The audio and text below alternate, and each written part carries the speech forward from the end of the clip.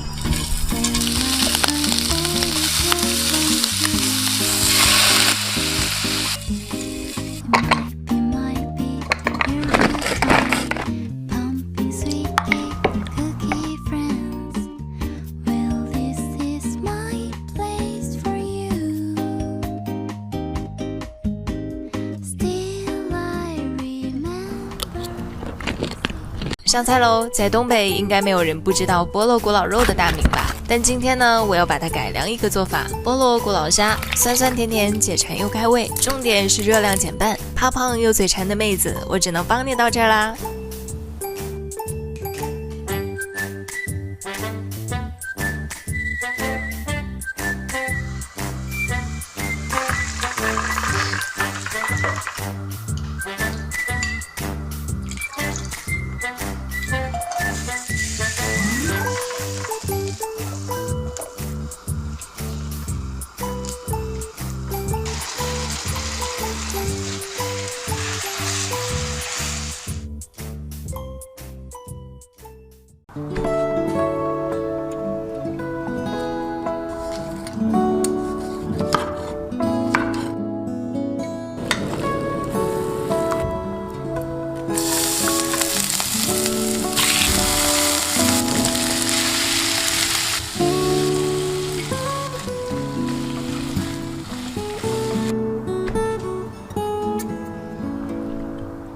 上菜喽！入秋之后天气越来越凉，就想吃点火辣热乎乎的菜。趁着休息，给自己做了顿麻辣干锅小龙虾大餐，嗦了一口，真的是太解馋太过瘾了。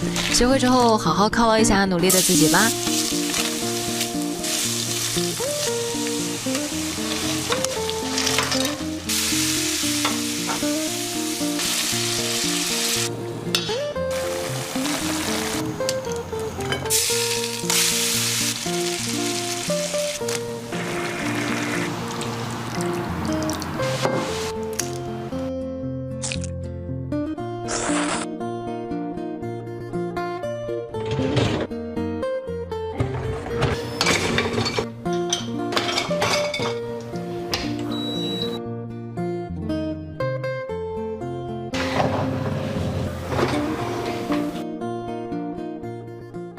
上菜喽！小龙虾，你们最喜欢吃什么口味的？我最爱的就是蒜香。今天教你们一个干净简单又好吃的家庭版做法，赶快叫上好朋友，边吃边聊天吧。